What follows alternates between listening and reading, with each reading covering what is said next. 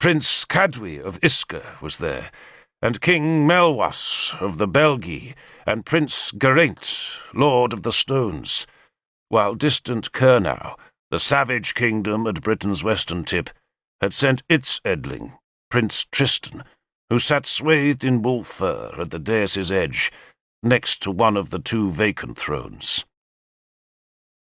In truth, the thrones were nothing more than chairs fetched from the feasting hall and tricked out with saddlecloths, and in front of each chair, resting on the floor and leaning against the dais, were the shields of the kingdoms. There had been a time when 33 shields might have rested against the dais, but now the tribes of Britain fought amongst themselves, and some of the kingdoms had been buried in Chogir by Saxon blades. One of the purposes of this High Council was to make peace between the remaining British kingdoms, a peace that was already threatened because Powys and Siluria had not come to the council. Their thrones were empty, mute witness to those kingdoms' continuing enmity towards Gwent and Dumnonia. Directly before the kings and princes, and beyond a small open space that had been left for the speech-making, sat the councillors and chief magistrates of the kingdoms. Some of the councils, like those of Gwent and Dumnonia, were huge, while others comprised only a handful of men. The magistrates and councillors sat on the floor that I now saw was decorated with thousands of tiny coloured stones, arranged into a huge picture that showed between the seated bodies. The councillors had all fetched blankets to make themselves pillows, for they knew that the High Council's deliberations could last well beyond nightfall. Behind the councillors, and present only as observers, stood the armed warriors, some with their favourite hunting dogs leashed at their side. I stood with those armed warriors, my bronze, synonous-headed talk all the authority I needed to be present. 2 women were at the council. Only 2. Yet even their presence had caused murmurs of protest among the waiting men, until a flicker of Uther's eyes had stilled the grumbling. Morgan sat directly in front of Uther. The councillors had edged away from her, so that she had sat alone, until Nimue had walked boldly through the hall door and threaded her way through the seated men to take a place beside her. Nimue had entered with such calm assurance that no one had tried to stop her. Once seated, she stared up at High King Uther as though daring him to eject her, but the king ignored her arrival. Morgan also ignored her young rival, who sat very still and very straight-backed. She was dressed in her white linen shift with its thin leather slave belt, and among the heavy-caped, grey-haired men, she looked slight and vulnerable. The High Council began, as all councils did, with a prayer. Merlin, if he had been present, would have called on the gods, but instead Bishop Conrad of Gwent offered a prayer to the Christian god. I saw Sansom sitting in the ranks of the Gwent councillors, and noted the fierce look of hatred he shot at the 2 women when they did not bow their heads as the bishop prayed. Sansom knew the women came in Merlin's place. After the prayer, the challenge was given by Owain, Dumnonia's champion, who had taken on Tudric's best men 2 days before. A brute, Merlin always called Owain, and he looked like a brute as he stood before the High King, with his face still blood-scabbed from the fight, with his sword drawn and with a thick wolf-fur cloak draped around the humped muscles of his huge shoulders. "Does any man here," he growled, "dispute Uther's right to the high throne?" No one did. Owain, looking somewhat disappointed at being denied the chance to slaughter a challenger, sheathed his sword and sat uncomfortably among the councillors. He would much rather have stood with his warriors. News of Britain was given next. Bishop Bedwin, speaking for the High King, reported that the Saxon threat to the east of Dumnonia had been diminished, though at a price too heavy for contemplation. Prince Mordred, Edling of Dumnonia and a warrior whose fame had reached to the ends of the earth, had been killed in the hour of victory. Uther's face showed nothing as he listened to the oft-told tale of his son's death.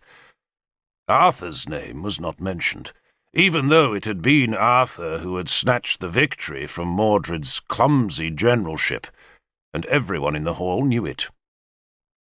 Bedwin reported that the defeated Saxons had come from the lands once governed by the Catuvalen tribe, and that, although they had not been ejected from all that ancient territory, they had agreed to pay a yearly tribute to the High King of gold, wheat, and oxen.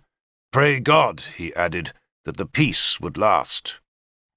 Pray God, King Tudric intervened, that the Saxons will be ejected from those lands.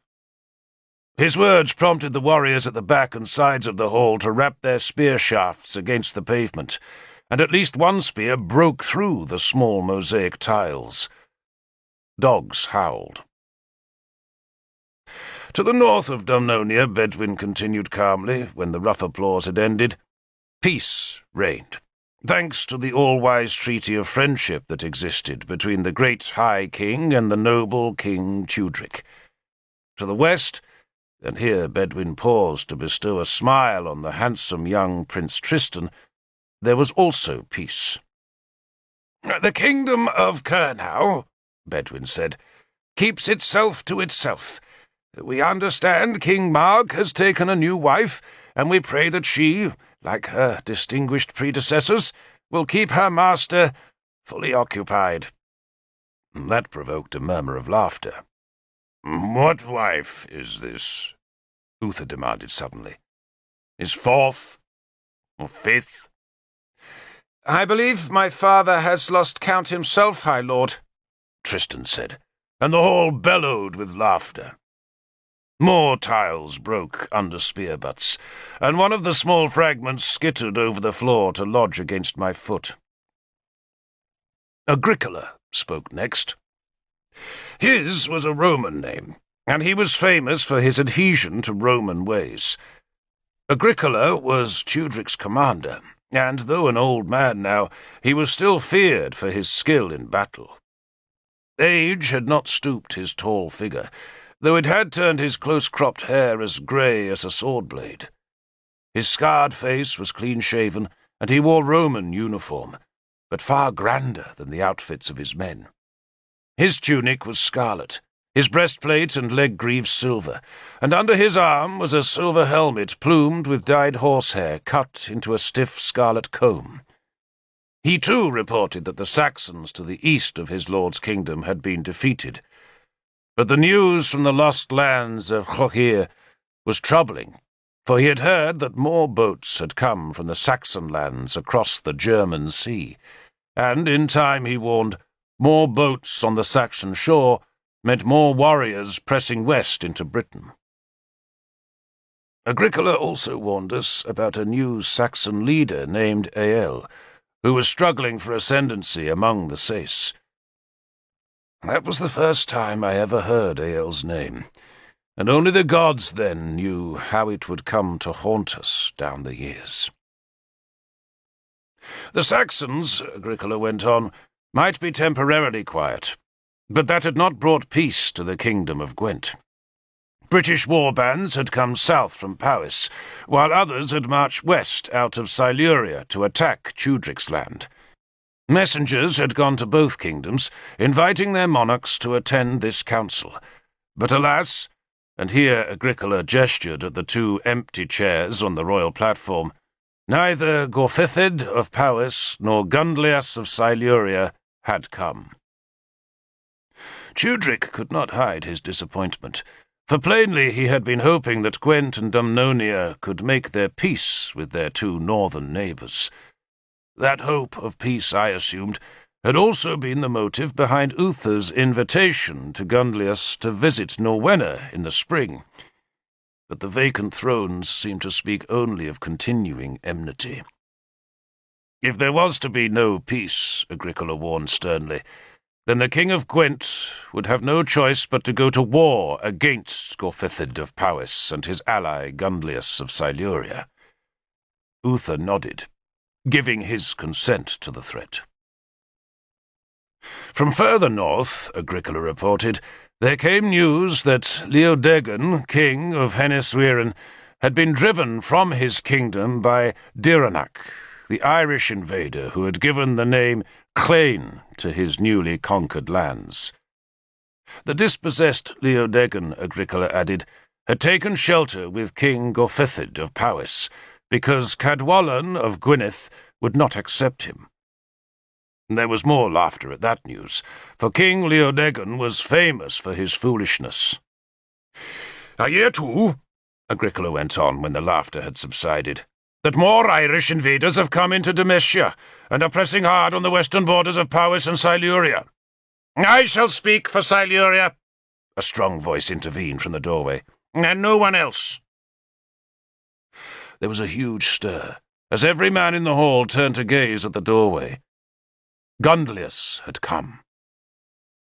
The Silurian king entered the room like a hero. There was no hesitation and no apology in his demeanour, even though his warriors had raided Tudric's land again and again, just as they had raided south across the Severn Sea to harass Uther's country. He looked so confident that I had to remind myself how he had fled from Nimue in Merlin's hall. Behind Gundlius, shuffling and dribbling, came Tanabers, the druid, and once again I hid myself as I remembered the death pit. Merlin had once told me that Tanabers' failure to kill me had put his soul into my keeping. But I still shuddered with fear as I watched the old man come into the hall, with his hair clicking from the small bones tied to its tight little pigtails. Behind Tanabers, their long swords scabbarded in sheaths wrapped in red cloth, strode Gundlius's retinue. Their hair and moustaches were plaited, and their beards long. They stood with the other warriors, edging them aside to make a solid phalanx of proud men come to their enemy's high council, while Tanabers, draped in his dirty grey robe embroidered with crescent moons and running hares, found a space among the councillors. Owain, scenting blood, had stood to bar Gundlius's path, but Gundlius offered the High King's champion the hilt of his sword to show that he came in peace. Then he prostrated himself on the mosaic floor in front of Uther's throne. "Rise, Gundlius ap Maelea, king of Siluria," Uther commanded, then held out her hand in welcome. Gundlius climbed the dais and kissed the hand, before unslinging the shield with its blazon of a fox mask from his back. He placed it with the other shields, then took his throne and proceeded to look brightly about the hall, as though he were very pleased to be present. He nodded to acquaintances, mouthing surprise at seeing some and smiling at others. All the men he greeted were his enemies, yet he slouched in the chair as though he sat by his own hearth. He even hooked a long leg over the chair's arm. He raised an eyebrow when he saw the two women, and I thought I detected a flicker of a scowl as he recognized Nimue. But the scowl vanished as his eyes flicked on through the crowd. Tudric cordially invited him to give the High Council news of his kingdom, but Gundlius just smiled and said all was well in Siluria.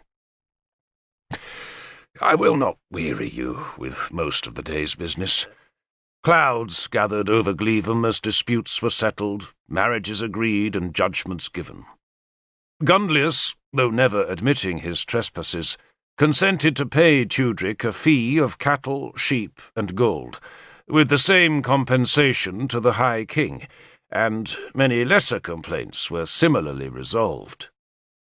The arguments were long, and the pleadings tangled, but one by one the matters were decided.